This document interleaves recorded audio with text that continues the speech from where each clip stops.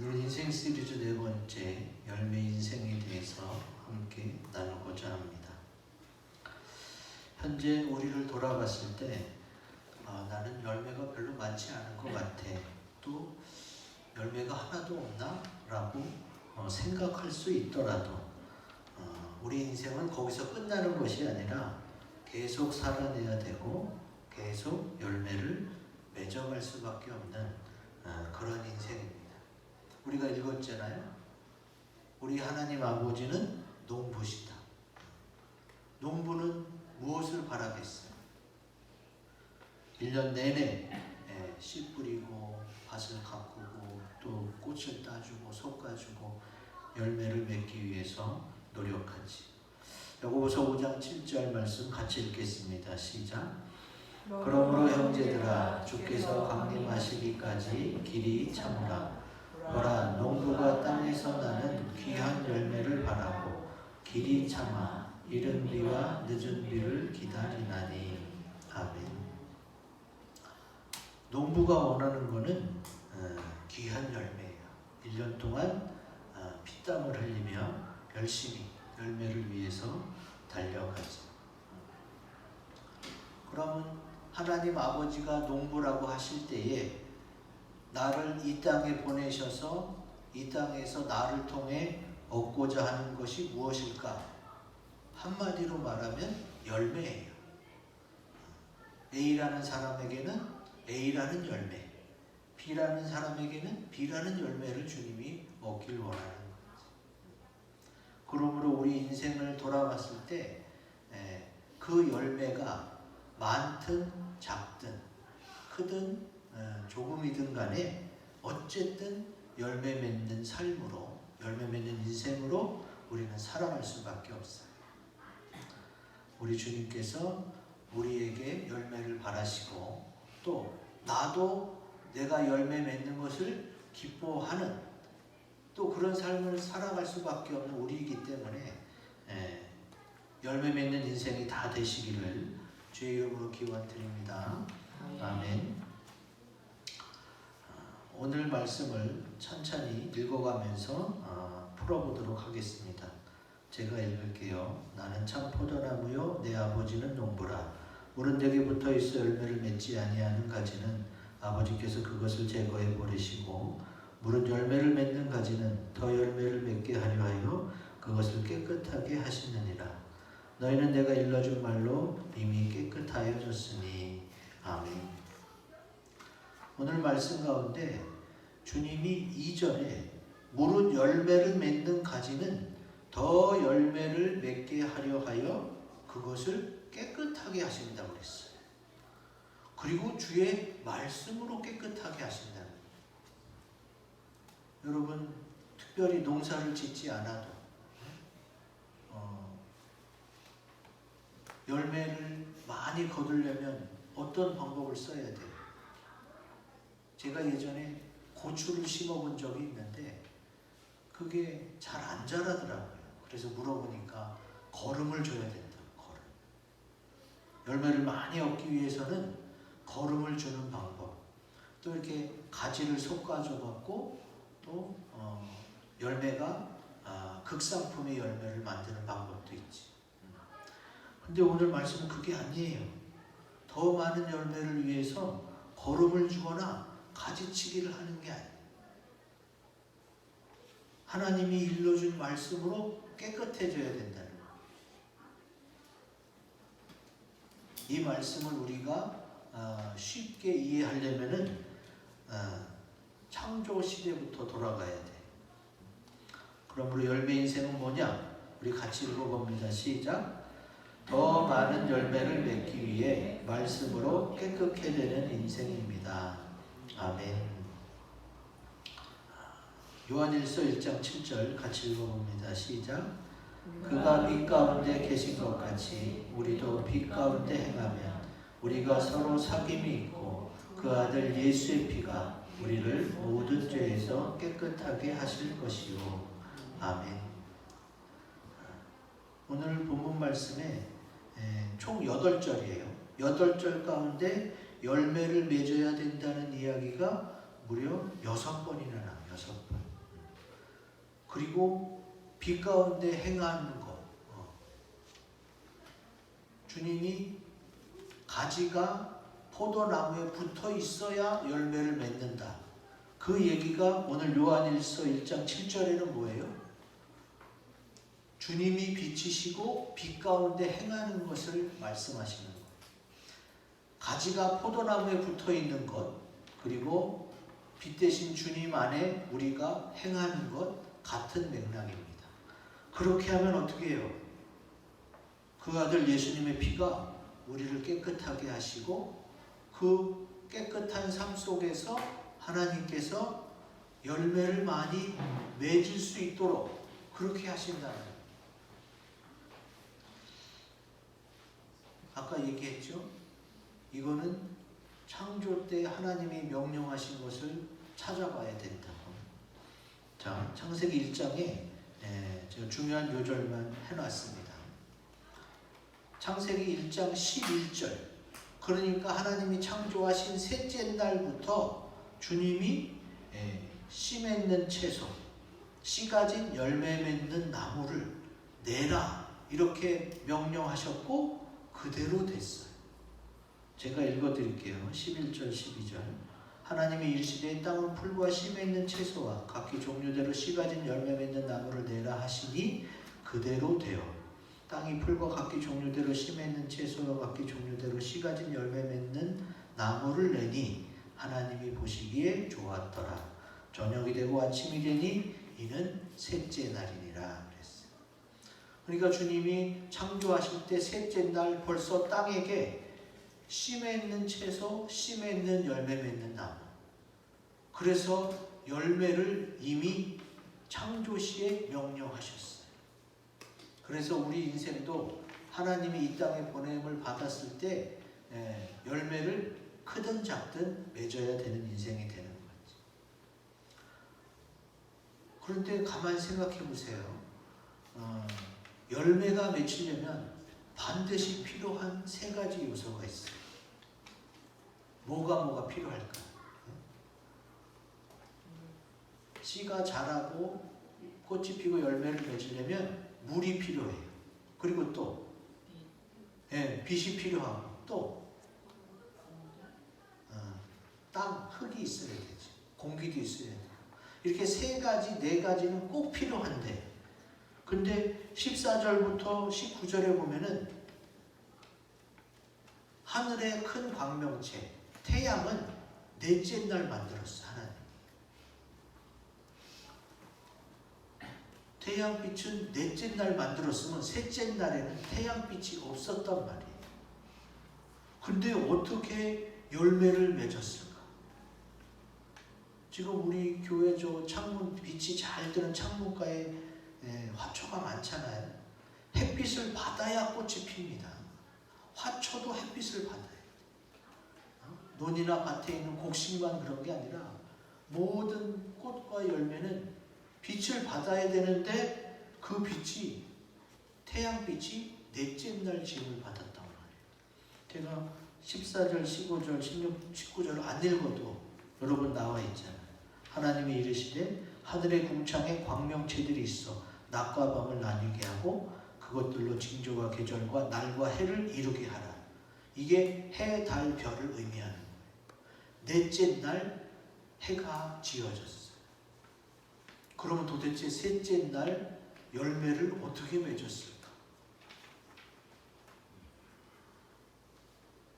여러분 하나님이 창조하실 때 제일 먼저 창조한 게 뭐예요? 모르겠으면 성경을 찾아보시고 첫째 날 하나님이 빛이 있으라 그러셨어요. 근데 그 빛은 넷째 날 지은 태양빛이 아니에요. 그렇죠?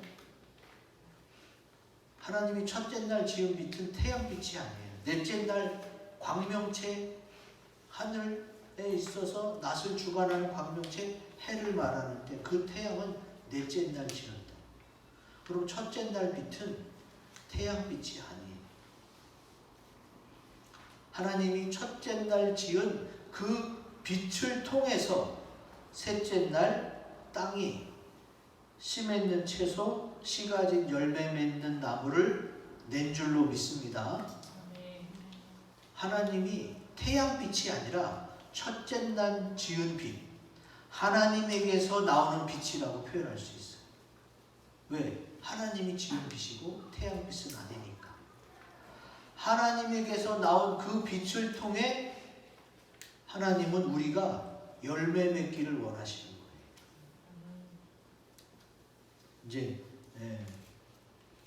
어떤 빛인지 알았겠죠. 태양빛이 아니라 우리의 열매 맺는 인생을 위해서 우리는 어떤 빛을 받아야 돼요? 하나님에게로부터 오는 빛을 받아야 돼요. 그래서 그 빛이 비춰졌을 때에 우리가 빛의 열매, 의의 열매, 성령의 열매 이렇게 하나님께서 주시는, 성경에는 많은 열매들이 나오는데 그 시작이 바로 하나님에게로부터 오는 빛이에요. 그러니까 지금 예수를 믿는 사람들은 믿지 않는 사람들보다 훨씬 더 많은 열매를 맺을 수 있겠죠. 주님은 오늘 우리들에게 열매 맺는 인생이 되기를 원한다고 하시면서 창조 이야기를 통해서도 말씀하고 계시는 거예요. 내가 하나님의 말씀을 묵상하고 또 그 말씀으로 인해서 깨끗하게 살면 어떻게 돼요? 그러면은 그 삶 자체를 통해서 저절로 열매가 맺어진다는 거예요. 자, 여러분 생각해 보세요. 포도나무는 예수님이고 그 나무에 가지가 붙어 있어요. 이 손가락을 가지라고 합시다. 이렇게 나무에 가지가 붙어 있는데 가지 끝에 꽃이 피고 열매가 맺어요. 그러면 가지는 나무에 붙어 있는 것밖에 하는 게 없어요.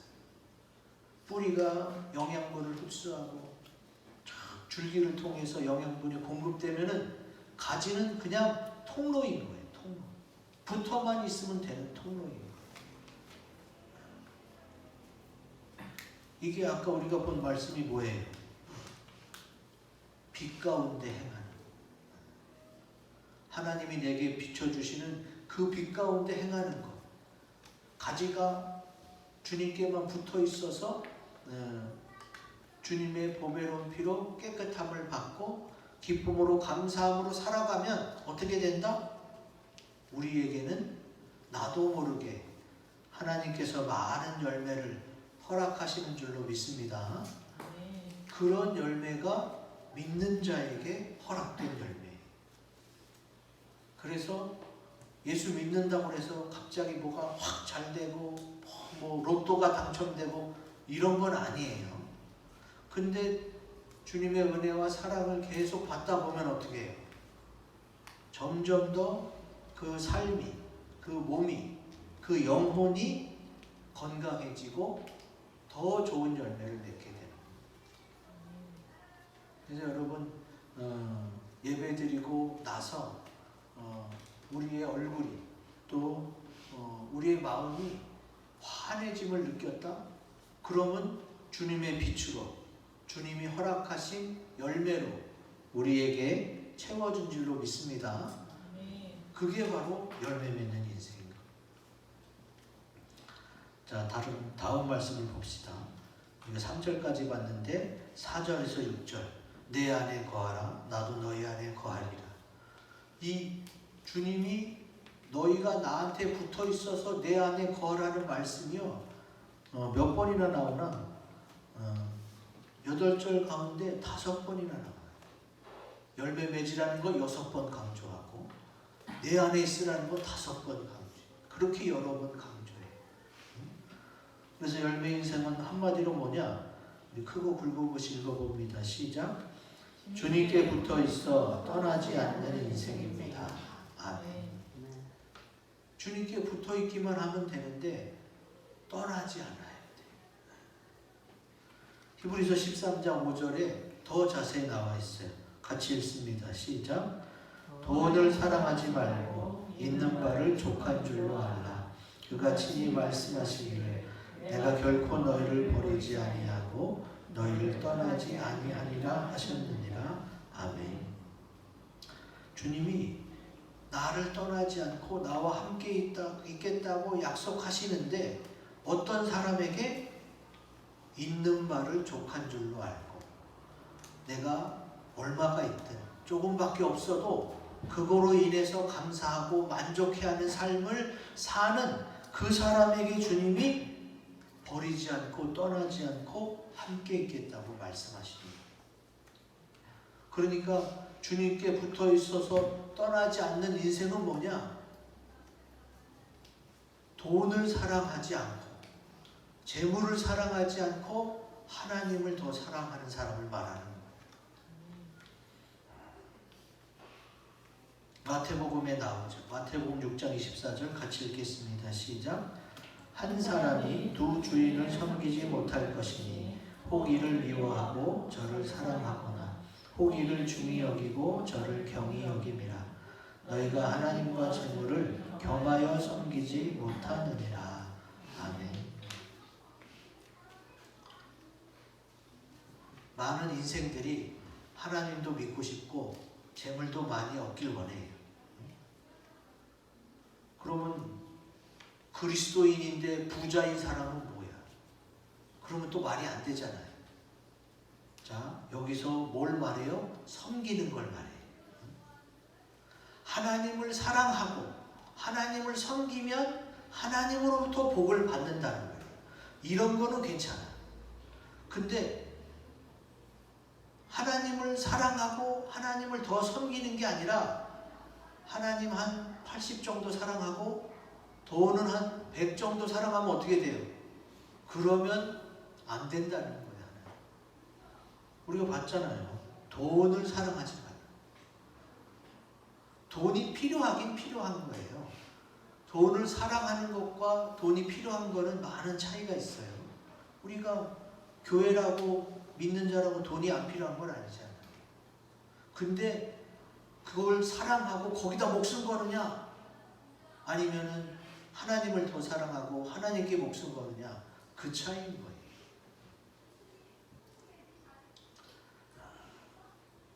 분명히 하나님을 더 사랑하고 하나님이 주시는 것에 만족하고 감사하고 있으면 하나님이 버리거나 떠나지 않고 함께하면서 어떻게 해요? 하나님으로부터 오는 복을 받을 수 있게 되는 거지. 주님은 불의의 삭슬 사랑하다가 버림받은 발람 선지자를 성경에 써놨어요. 발람 선지자는 하나님의 음성을 듣고 환상이 보이기도 하고 주님과 직접 대화하는 그런 아주 영험한 선지자였어. 근데 제일 많이 나오는 글귀가 뭐예요? 불의의 삭슬 사랑하다가 하나님보다 더 그 재물이 좋았고 재물 따라가다가 결국은 죽었잖아요. 자연사가 아니라 아주 안 좋은 결말을 맞이했어요. 하나님보다 돈을 불의의 삭슬 더 사랑했기 때문에 그래요. 여러분 붙어서 떠나지 않고 있다가 복을 받은 사람이 나와요. 창세기에 보면은 롯이 그랬어요. 제가 읽어드릴게요. 아브라함의 일행, 아브라함에게 붙어 있어 같이 있었던 롯은 양과 소와 장막이 많아졌어. 사실 롯은 조카예요. 엄마 아빠가 일찍 돌아가셔서 아브라함이 조카 롯을 데리고 가나안 땅에 왔죠. 아브라함이 복을 받으니까 옆에 있던 조카 롯도 아브라함이 나눠줘서 양과 소와 장막이 많았어요. 이 둘의 재물이 많아지니까 이 땅이 동거할 수가 없게 됐지. 그래서 아브라함이 우리 서로 목자들끼리 싸우고 그러니까 서로 그러지 말자 해갖고 롯이 아브라함을 떠나서 요단들 좋아 보이는 곳으로 갔어요.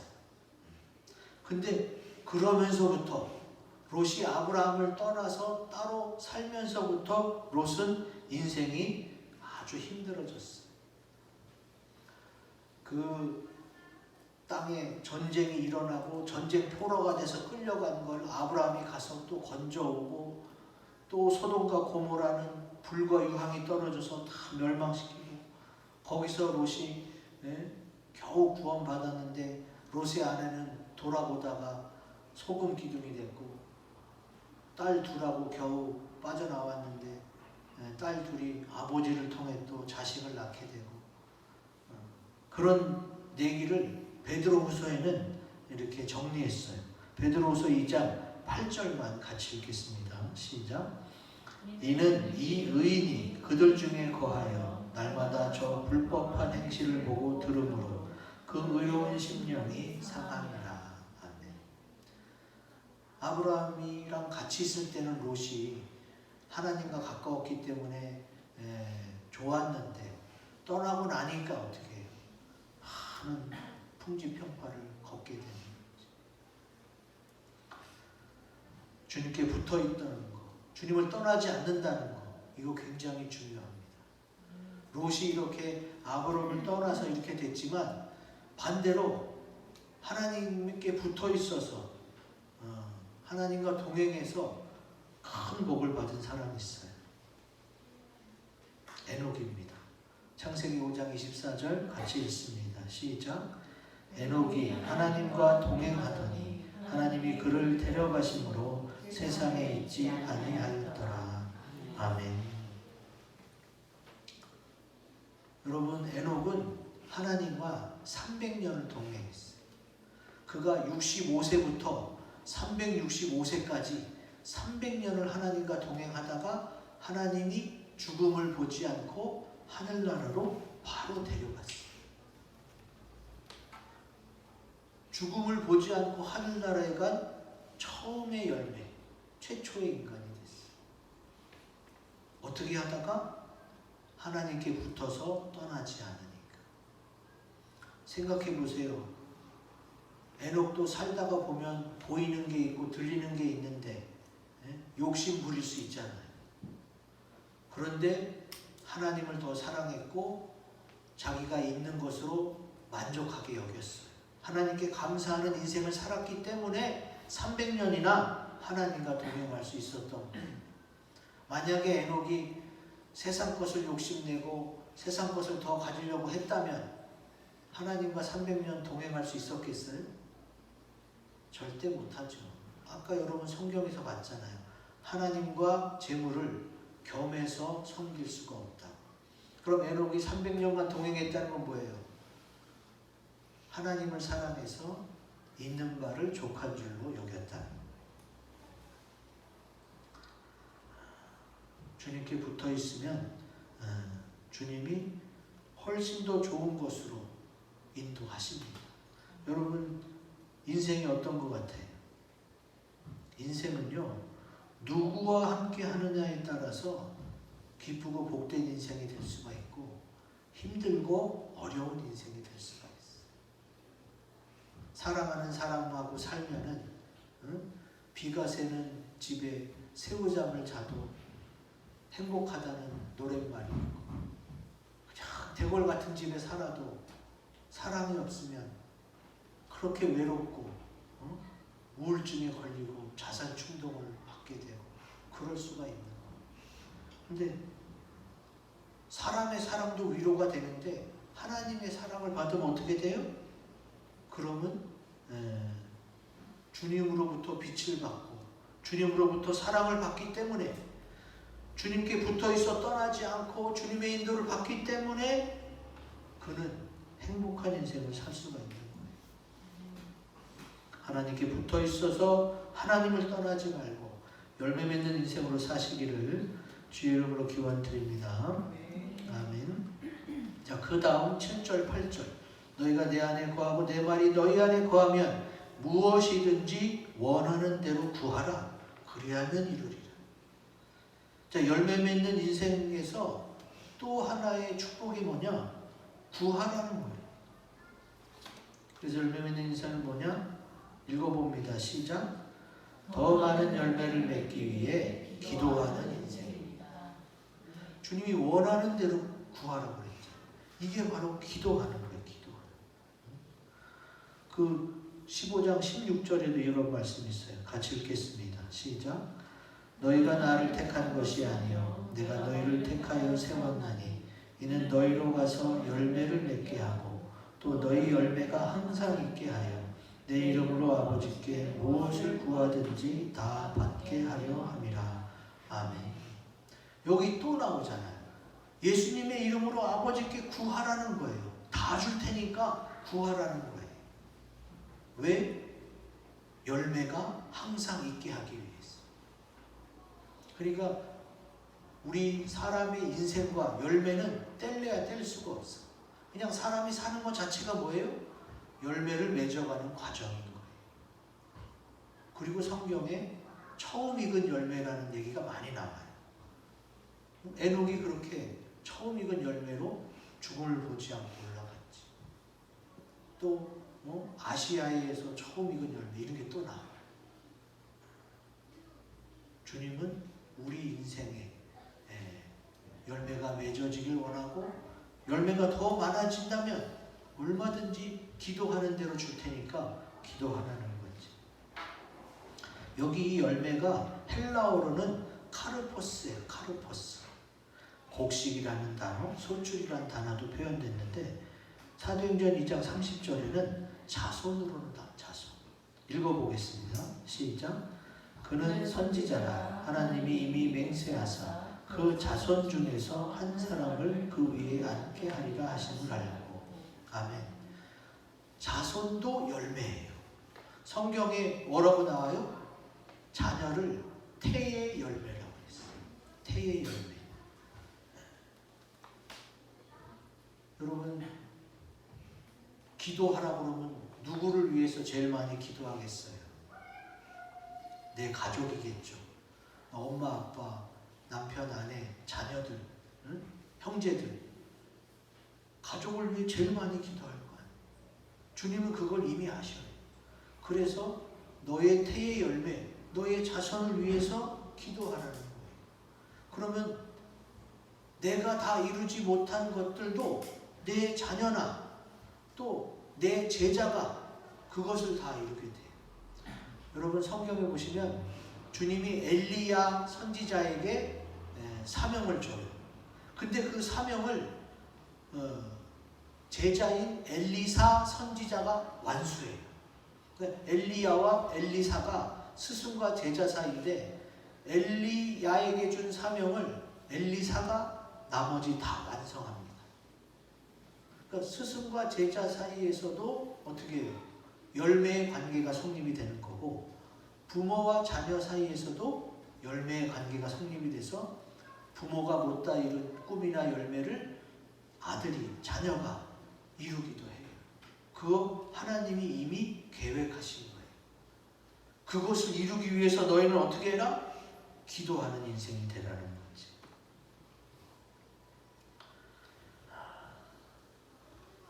오늘 성경에서 말씀하고 있는 열매 인생은 세상에서의 실적, 또 성과를 많이 내는 거, 이런 거를 말하는 게 아니에요. 뭘 말하는 거냐? 내 인생에 허락하신 많은 열매와 풍요로움을 주님께 기도하면서 내 인생의 열매를 통해 주님이 기뻐하시는 일을 하는 거예요. 여러분 인생의 열매가 뭐가 있어요? 제가 목회자라서 목회자 세계를 많이 아는데 대부분의 목회자의 큰아들, 큰딸은 목사님을 도와서 많이 교회를 섬겨요. 제 친구나 후배 중에서도 큰딸이 있으면 주로 다 교회에서 반주하면서 섬겨요. 태열매이고 또 다른 동역자이면서 기도하는 가운데 하나님께 영광을 올려드리는 거죠. 하나님이 허락하신 이 많은 인생의 열매. 여러분 내 인생의 열매가 자녀만 있겠어요? 내게 주신 은사, 달란트, 능력, 기술, 또 재물 이런 것도 어떻게 해요? 이것을 또 잘 사용해서 하나님께 영광 돌리면 어떻게 돼요? 그게 또 열매가 돼요. 그러니까 열매는 과일만을 의미하는 게 아니에요. 내가 주님으로 인해서 얻게 되는 결과물, 축복, 이것도 다 열매인 거지. 그럼 이렇게 되면 어떻게 된다? 골로새서 1장 6절이 나옵니다. 우리 같이 읽어봅니다. 시작. 이 복음이 이미 너희에게 이르매 너희가 듣고 참으로 하나님의 은혜를 깨달은 날부터 너희 중에서와 같이 또한 온 천하에서도 열매를 맺어 자라는도다. 아멘. 주님으로부터 내가 은혜를 받고 또 깨달았어요. 그러는 과정이 뭐예요? 열매를 맺고 자라고 있다는 거예요. 그러니까 지금 내가 자녀를 낳고 자녀가 결혼을 해서 또 아니면 좋은 데 취업을 해야만 열매가 된 게 아니에요.